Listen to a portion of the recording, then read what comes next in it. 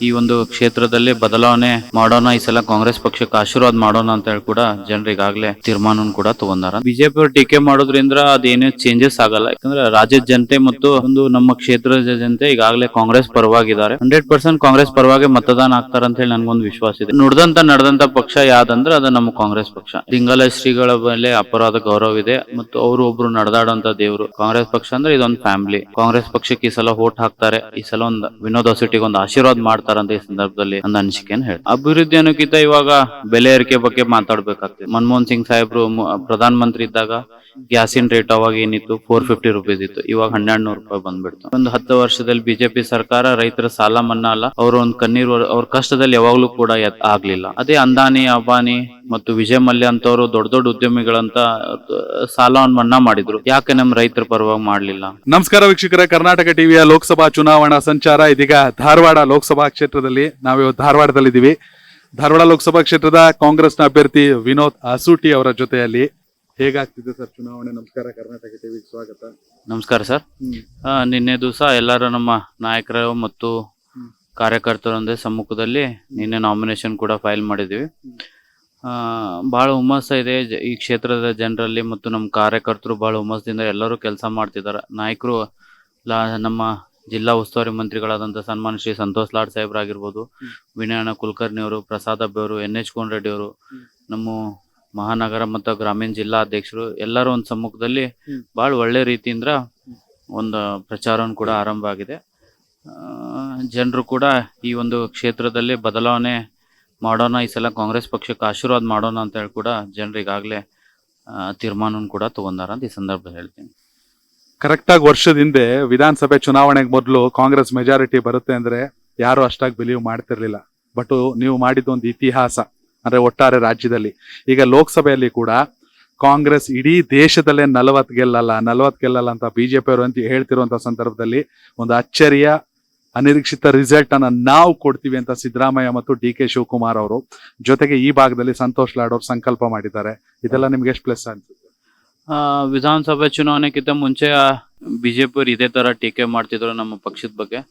ಆದ್ರೆ ಬಿಜೆಪಿ ಅವರು ಟೀಕೆ ಮಾಡೋದ್ರಿಂದ ಅದೇನೇ ಚೇಂಜಸ್ ಆಗಲ್ಲ. ಯಾಕಂದ್ರೆ ರಾಜ್ಯದ ಜನತೆ ಮತ್ತು ಈ ಒಂದು ನಮ್ಮ ಕ್ಷೇತ್ರದ ಜನತೆ ಈಗಾಗಲೇ ಕಾಂಗ್ರೆಸ್ ಪರವಾಗಿದ್ದಾರೆ.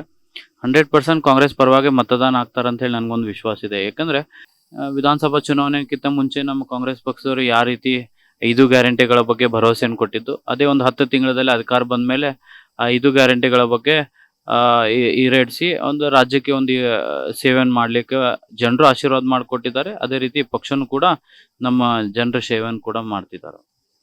ಇಡೀ ದೇಶ ಅನ್ನೋದ್ರ ಜೊತೆಗೆ ರಾಜ್ಯ ಅಂತ ನೋಡಿದಾಗ ಬಿಜೆಪಿಗೆ ಮೋದಿ ಪ್ಲಸ್, ಕಾಂಗ್ರೆಸ್ಗೆ ಗ್ಯಾರಂಟಿ ಪ್ಲಸ್. ಧಾರವಾಡದಲ್ಲಿ ಯಾವ ಪ್ಲಸ್ ಆಗುತ್ತೆ? ಇವಾಗ ಮುಂಚೆ ಯಾವ ರೀತಿ ನಾವು ಹೇಳಿದ್ನಲ್ಲ, ಅದೇ ಗ್ಯಾರಂಟಿ ಬಗ್ಗೆ ತಾವು ಹೇಳಿದ್ರಿ. ನಡೆದಂತ ಪಕ್ಷ ಯಾವ್ದಂದ್ರೆ ಅದು ನಮ್ಮ ಕಾಂಗ್ರೆಸ್ ಪಕ್ಷ. ಯಾಕಂದ್ರೆ ನಾವು ಏನ್ ಆಶ್ವಾಸನೆ ಕೊಡ್ತೀವಿ ಅದು 100% ನಾವು ಜನರ ಪರವಾಗಿದ್ದಂತ ಆಶ್ವಾಸನೆಗಳನ್ನ 100% ನಾವು ಈಡೇರಿಸಿ ಅವರ ಮಡ್ಲಿಗೆ ನಾವು ಅವರ ಸೇವೆಗೆ ಸಂಬಂಧ ನಾವು ಇಲ್ಲಿ ಈ ರಾಜಕಾರಣಿ ಮಾಡ್ತಿರೋದು. ಜನರು ಯಾವ ರೀತಿ ಅಪೇಕ್ಷೆ ಮಾಡ್ತಾರೋ ಇನ್ನೂ ಹೆಚ್ಚಿನ ಪ್ರಮಾಣದಲ್ಲಿ ಆ ಕ್ಷೇತ್ರ ಅಭಿವೃದ್ಧಿ ಆಗ್ಬೇಕು, ಅವ್ರ ಬೇಡಿಕೆ ಏನಿದೆ ಅವ್ನು 100% ನಮ್ಮ ಪಕ್ಷದವರು, ನಮ್ಮ ಹಿರಿಯ ಮುಖಂಡರು ಎಲ್ಲರೂ ಈಡೇರಿಸ್ಲಿಕ್ಕೆ ಪ್ರಯತ್ನ ಮಾಡ್ತೀವಿ. ವಿನೋದ್ ಅಸೂಟಿ ಅವರ ಅಭ್ಯರ್ಥಿ ಅಂದ್ರೆ war between Santosh Lad and Pralhad Joshi ಅನ್ನೋ ಮಟ್ಟಕ್ಕೆ ಇಡೀ ರಾಜ್ಯದಲ್ಲಿ ಬಿಂಬಿತ ಆಗ್ತಾ ಇದೆ. ಸಂತೋಷ್ ಲಾಡ್ ಅವರು ನಿಮ್ಮ ಪಾಲಿಗೆ ಎಷ್ಟು ದೊಡ್ಡ ಶಕ್ತಿ ಸರ್? 100%. ಯಾಕಂದ್ರೆ ಅವ್ರದ್ದು ನಮ್ಮ ಜಿಲ್ಲೆಯಲ್ಲಿ ಅಪಾರವಾದ ಕೊಡುಗೆ ಇದೆ. ಜಿಲ್ಲೆ ಅನ್ನೋಕ್ಕಿಂತ ಇಡೀ ರಾಜ್ಯದಲ್ಲಿ ಕೂಡ ಅವರ ಒಂದು ಅಪಾರವಾದ ಕೊಡುಗೆ ಇದೆ ರಾಜ್ಯದ ಜನತೆಗೆ ಮತ್ತು ಜಿಲ್ಲೆ ಜನತೆಗೆ ಕೂಡ ಒಂದು ಒಳ್ಳೆ ರೀತಿ ಅವರ ಆಕ್ಟಿವ್ನೆಸ್ ಇರೋದ್ರಿಂದ, ಜನರ ಕಾಳಜಿ ಇರೋದ್ರಿಂದ, ಜನರ ಕ್ವಿಕ್ ಆಗಿ ಕೆಲಸ ಮಾಡ್ಕೊಡ್ತಾರೆ ಅನ್ನೋದು ಬಹಳ ಒಂದು ವಿಶ್ವಾಸನ ಕೂಡ ಇಟ್ಟಿದ್ದಾರೆ. ಅದೇ ರೀತಿ ಪ್ರಸಾದ್ ಅಬ್ಬೆ ಸಾಹೇಬ್ರು ಈ ಕ್ಷೇತ್ರದಲ್ಲಿ ಬಹಳ ಒಂದು ಅಪಾರ ಕೊಡುಗೆ ಇದೆ. NH ಕೋನರೆಡ್ಡಿ ಸಾಹೇಬ್ರು, ವಿನಯಣ್ಣ ಕುಲಕರ್ಣಿ ಅವರು, ಇವರೆಲ್ಲರೂ ಒಂದು ಸಮ್ಮುಖದಲ್ಲಿ ಈ ಒಂದು ಚುನಾವಣೆ ಎದುರಿಸ್ತಿದ್ದೀವಿ. ಇವರೆಲ್ಲರ ಆಶೀರ್ವಾದ ಮತ್ತು ಪಕ್ಷದ ಎಲ್ಲ ಕಾರ್ಯಕರ್ತರ ಆಶೀರ್ವಾದ ಈ ಸಲ ನನ್ನ ಮೇಲಿದೆ ಅಂತ ಹೇಳ್ತಿದ್ದೀನಿ. ಮತ್ತೊಂದ್ ಕಡೆ ನಾವು ಬೆಂಗಳೂರಲ್ಲಿ ಕೂತ್ಕೊಂಡು ಧಾರವಾಡವನ್ನ ನೋಡುವಾಗ ಅತಿ ಹೆಚ್ಚು ಚರ್ಚೆ ಆಗ್ತಿರೋದು ದಿಂಗಾಲೇಶ್ವರ ಶ್ರೀಗಳು. ಏನ್ ಬೇಕಾದ್ರೂ ಆಗ್ಬೋದು, ಇತಿಹಾಸ ಏನ್ ಬೇಕಾದ್ರೂ ತಿರ್ಚಿ ಹೋಗ್ಬೋದು, ಇವೆಲ್ಲವೂ ಕಾಂಗ್ರೆಸ್ಗೆ ಪ್ಲಸ್ ಆಗುತ್ತೆ ಅನ್ನೋ ಲೆಕ್ಕಾಚಾರಗಳು ನಡೀತಾ ಇದೆ. ನೀವ್ ಇದನ್ನ ಹೇಗೆ ವಿಶ್ಲೇಷಿಸ್ತೀರಿ? ಇಲ್ಲ, ನಾನು ಚಿಕ್ಕವನಾಗ್ತೀನಿ. ದಿಂಗಾಲ ಶ್ರೀಗಳ ಮೇಲೆ ಅಪರಾಧ ಗೌರವ ಇದೆ ಮತ್ತು ಅವರು ಒಬ್ರು ನಡೆದಾಡುವಂತ ದೇವರು. ಬಹಳ ಮಂದಿ ಅವ್ರಿಗೂ ಕೂಡ ಫ್ಯಾನ್ ಫಾಲೋಯಿಂಗ್ ಇದೆ.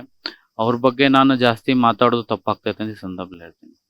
ವಿನೋದ್ ಅಸೂಟಿ ಅವ್ರಿಗೆ ನಾವು ನೋಡ್ದಂಗೆ, ನಾವು ಯಾಕಂದ್ರೆ ಅಸೆಂಬ್ಲಿ ಎಲೆಕ್ಷನ್ ಟೈಮಲ್ಲಿ ನೋಡ್ತಿದ್ವಿ, ಅವ್ರ ಎಬಿಲಿಟಿನ ಅವರೇ ಒಂದೊಂದ್ಸಲ ಪ್ರಶ್ನೆ ಮಾಡ್ಕೋತಾರೆ. ಅವ್ರಿಗಿರೋ ಸಾಮರ್ಥ್ಯ ಅವ್ರ ಅಕ್ಕಪಕ್ಕದವ್ರಿಗೆ ಗೊತ್ತು, ಅವ್ರ ಜನರಿಗೆ ಗೊತ್ತು, ಅವ್ರ ಫಾಲೋವರ್ಸಿಗೆ ಗೊತ್ತು. ಆದ್ರೆ ವಿಧಾನಸಭೆಯಲ್ಲಿ ಸ್ವಲ್ಪ ಸ್ಲೋ ಇದ್ರು. ಈಗ ಲೋಕಸಭೆಯಲ್ಲಿ ಇರೋ ಬರೋ ಸಣ್ಣ ಪುಟ್ಟ ತಪ್ಪುಗಳನ್ನೆಲ್ಲ ಸರಿಪಡಿಸ್ಕೊಂಡು ಹೇಗೆ ಮುನ್ನುಗ್ತಾ ಇದ್ದಾರೆ? ಇಲ್ಲ, ನಾನು ಕಿತ ವಿನೋದ ಸುಟಿ ಏನೈತೆ, ಇದೊಂದು ಕಾಂಗ್ರೆಸ್ ಪಕ್ಷ ಅಂದ್ರೆ ಇದೊಂದು ಫ್ಯಾಮಿಲಿ. ಕಾಂಗ್ರೆಸ್ ಪಕ್ಷ ಇದೊಂದು ಫ್ಯಾಮಿಲಿಯಲ್ಲಿ ಹಲವಾರು ನಾಯಕರಿದ್ದಾರೆ, ಕಾರ್ಯಕರ್ತರಿದ್ದಾರೆ, ಎಲ್ಲರೂ ಒಂದು ಸಪೋರ್ಟ್ ಇದೆ, ಎಲ್ಲರ ಮೇಲೆ ಒಂದು ವಿಶ್ವಾಸ ಇದೆ. ಎಲ್ಲದಕ್ಕಿಂತ ಜಾಸ್ತಿ ಈ ಒಂದು ಕ್ಷೇತ್ರದ ಜನರ ಮೇಲೆ ವಿಶ್ವಾಸ ಇದೆ. ಕಾಂಗ್ರೆಸ್ ಪಕ್ಷಕ್ಕೆ ಈ ಸಲ ವೋಟ್ ಹಾಕ್ತಾರೆ. ಈ ಸಲ ಒಂದು ವಿನೋದ್ ಅಸೂಟಿಗೆ ಒಂದು ಆಶೀರ್ವಾದ ಮಾಡ್ತಾರಂತ ಈ ಸಂದರ್ಭದಲ್ಲಿ ನನ್ನ ಅನಿಸಿಕೆಯನ್ನು ಹೇಳ್ತೀನಿ. ಸಿದ್ದರಾಮಯ್ಯ ಅವರ ಅನುಭವ, ಡಿ ಕೆ ಶಿವಕುಮಾರ್ ಅವ್ರ ಚಾಣಾಕ್ಷತನ, ಸುಲಭಾಗ ಅವ್ರ ಟಿಕೆಟ್ ಏನ್ ಕೊಟ್ಟಿರಲ್ಲ, ವಿನೋದ್ ಅಸೂಟಿ ಕೆಪಾಸಿಟಿ ಏನು ಅಂತ ಮೇಲಿಂದ ಕೆಳಗೆ ಅವ್ರು ಅಳೆದಿರ್ತಾರೆ. ಹೈಕಮಾಂಡ್ ಮಟ್ಟದಲ್ಲಿ ಚರ್ಚೆ ಆಗಿರುತ್ತೆ, KPCC AICC ಎಲ್ಲಾ ಕಡೆ ಆಗಿರುತ್ತೆ. ಜೊತೆಗೆ ಅವರಿಬ್ಬರ ನಿಮ್ಗೆ ಹೇಳದಂತ ಮಾತುಗಳೇನು ಟಿಕೆಟ್ ಅನೌನ್ಸ್ ಆದ್ಮೇಲೆ ಸಿದ್ದರಾಮಯ್ಯ ಅವರು, ಡಿ ಕೆ ಶಿವಕುಮಾರ್ ಅವರು? ನಮ್ಮ ಸಿದ್ದರಾಮಯ್ಯ ಸಾಹೇಬ್ರಾಗಿರ್ಬೋದು, ಡಿ ಕೆ ಶಿವಕುಮಾರ್ ಸಾಹೇಬ್ರು, ಮತ್ತು ನಮ್ಮ ಜಿಲ್ಲೆಯಲ್ಲಿ ಇದ್ದಂತ ಈ ಒಂದು ಪಾರ್ಲಿಮೆಂಟ್ ಕ್ಷೇತ್ರದಲ್ಲಿ ಬರುವಂತ ಎಲ್ಲ ನಾಯಕರ ಒಂದು ಸಲಹೆಯನ್ನು ತಗೊಂಡು ಯಾವ ರೀತಿ ಮಾಡಿದ್ರೆ ಚಲೋ ಆಗ್ತೈತಿ ಎಲ್ಲರೂ ಒಂದು ಒಪಿನಿಯನ್ ತಗೊಂಡು ಈ ಒಂದು ನಿರ್ಧಾರಕ್ಕೆ ಬಂದಿದ್ದಾರೆ. ಪಕ್ಷ ಏನೋ ಒಂದು ನನ್ನ ಮೇಲೆ ವಿಶ್ವಾಸ ಇಟ್ಟಾರ. ಆ ವಿಶ್ವಾಸ ಮತ್ತು ಆ ಸಂಘಟನೆ ಆ ಚಿರಋಣಿಯಾಗಿ ಯಾವಾಗ್ಲೂ ಇರ್ತೀವಿ ಅಂತ ಈ ಸಂದರ್ಭದಲ್ಲಿ. ಇಡೀ ದೇಶದಲ್ಲಿ ಬಿಜೆಪಿ ಅಬ್ಕಿ ಬಾರ್ 400 ಕಿ ಪಾರ್. ಬಿಜೆಪಿಯ ಭಾವನೆಗಳು ಮತ್ತು ರಾಜ್ಯ ಅಂದಾಗ, ಕರ್ನಾಟಕ ಅಂದಾಗ ಕಾಂಗ್ರೆಸ್ನ ಅಭಿವೃದ್ಧಿ, ಇವೆರಡರ ನಡುವಿನ ಯುದ್ಧ ಈ ಸಲ. ಬಿಜೆಪಿಯ ಭಾವನೆಗಳು ಮತ್ತು ಕರ್ನಾಟಕ ಕಾಂಗ್ರೆಸ್ ಸರ್ಕಾರದ ಅಭಿವೃದ್ಧಿ ಅಥವಾ ಗ್ಯಾರಂಟಿ ಯೋಜನೆ ನುಡಿದಂತೆ ನಡೆದಿದ್ದೀವಿ. ಯಾರು ಯುದ್ಧ ಗೆಲ್ತಾರೆ? ಅಭಿವೃದ್ಧಿ ಅನ್ನೋಕ್ಕಿಂತ ಇವಾಗ ಬೆಲೆ ಏರಿಕೆ ಬಗ್ಗೆ ಮಾತಾಡ್ಬೇಕಾಗ್ತೈತಿ. 2014ರಲ್ಲಿ ಮನಮೋಹನ್ ಸಿಂಗ್ ಸಾಹೇಬ್ರು ಪ್ರಧಾನ ಮಂತ್ರಿ ಇದ್ದಾಗ ಗ್ಯಾಸಿನ ರೇಟ್ ಅವಾಗ ಏನಿತ್ತು, 450 ರುಪೀಸ್ ಇತ್ತು. ಇವಾಗ 1200 ರೂಪಾಯಿ ಬಂದ್ಬಿಡ್ತು. Diesel petrol rate 55 to 60 rupees ಇತ್ತು. ಈಗಾಗಲೇ ಅದು 100 ಪಾರ್ ಆಗಿದೆ. ಮತ್ತು ನಮ್ಮ ಮನಮೋಹನ್ ಸಿಂಗ್ ಸಾಹೇಬ್ರು ಇದ್ದಂತ ಟೈಮ್ನಲ್ಲಿ, ಪ್ರಧಾನ ಮಂತ್ರಿ ಟೈಮ್ನಲ್ಲಿ 72,000 ಕೋಟಿ ರೈತರ ಒಂದು ಸಾಲವನ್ನು ಮನ್ನಾ ಮಾಡಿದ್ರು.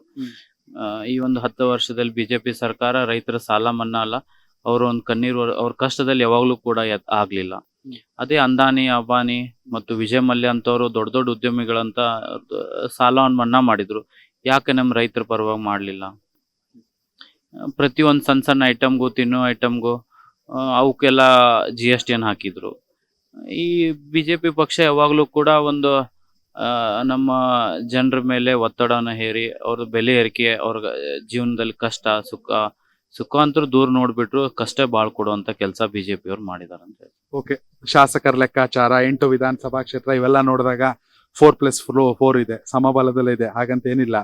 ಬಟ್ ನೀವು ಅದೆಲ್ಲವನ್ನ ಮೀರಿ ಹೇಗೆ ಸ್ಟ್ರಾಟಜಿ ಮಾಡ್ತಾ ಇದ್ದೀರಾ? ಸರ್ ಅದೇ ಹೇಳಿದಲ್ಲ ಸರ್, ಇದ್ರಲ್ಲಿ ಸ್ಟ್ರಾಟಜಿ ನಾವೇನ್ ಮಾಡ್ತಿದ್ದಿಲ್ಲ. ಕ್ಷೇತ್ರದ ಜನತೆ ಒಂದು ತೀರ್ಮಾನ ತಗೊಂಡ್ಬಿಟ್ಟಿದ್ದಾರೆ.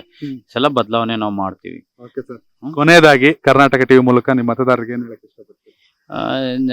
ತಮ್ಮ ಮಾಧ್ಯಮ ಮುಖಾಂತರ ನಾವು ಈ ಒಂದು ಕ್ಷೇತ್ರದ ಜನರಿಗೆ ಕಳ್ಕಳಿಂದ ಕೇಳ್ಕೋದಷ್ಟ, ಈ ಒಂದು ಕಾಂಗ್ರೆಸ್ ಪಕ್ಷ ನನ್ಗೊಂದು ಅವಕಾಶವನ್ನು ಮಾಡಿಕೊಟ್ಟಿದೆ. ತಾವೆಲ್ಲರೂ ತಮ್ಮ ಅಮೂಲ್ಯವಾದ ಮತವನ್ನು ನಮ್ಮ ಕಾಂಗ್ರೆಸ್ ಪಕ್ಷಕ್ಕೆ ಹಾಕಿ ನನ್ಗೆ ಆಶೀರ್ವಾದ ಮಾಡ್ಬೇಕಂದ್ರೆ ಈ ಸಂದರ್ಭದಲ್ಲಿ ಅವರೆಲ್ಲರೂ ಕೇಳಲಿಕ್ಕೆ ಇಷ್ಟಪಡ್ತೀನಿ. ಎಸ್ ವೀಕ್ಷಕರೇ, ಇದು ವಿನೋದ್ ಅಸೂಟಿ ಅವರ ಮಾತು.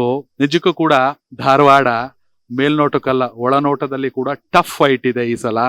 ಎಲ್ಲಾ ರಾಜಕೀಯ ಲೆಕ್ಕಾಚಾರಗಳು ನಡೀತಾ ಇದೆ. ಆದ್ರೆ ಇನ್ನ ಕೊನೆ ಕ್ಷಣಗಳಲ್ಲಿ, ನಂತರದ ಒಂದು 8-10 ದಿನದಲ್ಲಿ ಯಾವ ರೀತಿ ಕಾವೇರುತ್ತೆ ಅಂತ ಕಾದ್ ನೋಡ್ಬೇಕಾಗಿದೆ. ನೀವು ಕೂಡ ವಿಡಿಯೋ ನೋಡ್ತಾರೆ, ಕಾಮೆಂಟ್ ಮಾಡಿ ಧಾರವಾಡ ಸಂಸದರು ಯಾರಾಗ್ಬೇಕು ಅನ್ನೋದನ್ನ. ಕ್ಯಾಮ್ರಾ ಪರ್ಸನ್ ಕಾರ್ತಿಕ್ ಜೊತೆ ಯೋಗೇಶ್, ಕರ್ನಾಟಕ ಟಿವಿ, ಧಾರವಾಡ. ಯೂಟ್ಯೂಬ್ ನಲ್ಲಿ ಕರ್ನಾಟಕ ಟಿವಿ ಅಂತ ಸರ್ಚ್ ಮಾಡಿ, ನಂತರ ನಮ್ಮ ಕರ್ನಾಟಕ ಟಿವಿ ಸಬ್ಸ್ಕ್ರೈಬ್ ಮಾಡಿ. ಸಬ್ಸ್ಕ್ರೈಬ್ ಆದ್ಮೇಲೆ ನಿಮಗೆ ಹೋಮ್ ಪೇಜ್ ಬಂದ್ರೆ ಕಮ್ಯುನಿಟಿ ಅನ್ನೋ ಆಪ್ಷನ್ ಸಿಗುತ್ತೆ. ಈ ಕಮ್ಯುನಿಟಿ ಆಪ್ಷನ್ ಕ್ಲಿಕ್ ಮಾಡಿದ್ರೆ ನಿಮ್ ಕೆಳಗಡೆ 28 ಲೋಕಸಭಾ ಕ್ಷೇತ್ರಗಳ ಒಂದು ಪೋಲ್ ಕ್ರಿಯೇಟ್ ಮಾಡಲಾಗಿದೆ. ನೀವು ಹೋಗಿ 28 ಕ್ಷೇತ್ರಗಳಲ್ಲಿ ಯಾರು ಗೆಲ್ತಾರೆ, ಯಾರು ಗೆಲ್ಲಬೇಕು, ನಿಮ್ಮ ಸಪೋರ್ಟ್ ಯಾರಿಗೆ ಅಂತ ಅಲ್ಲಿ ನೀವು ಕ್ಲಿಕ್ ಮಾಡ್ಬೋದು, ಅಂದರೆ ವೋಟ್ ಮಾಡ್ಬೋದು. ಇಲ್ಲೇನು ವೋಟಿಂಗ್ ಆಗುತ್ತೆ ನಾವು ಪ್ರತಿದಿನ ನಾವು ನ್ಯೂಸಲ್ಲಿ ನಿಮಗೆ ಅಪ್ಡೇಟ್ ಮಾಡ್ತಿರ್ತೀವಿ. ಇದು ಮತದಾನದ ದಿನದವರೆಗೂ ಕೂಡ ಈ ಪೋಲಿಂಗ್ ಓಪನ್ ಇರುತ್ತೆ.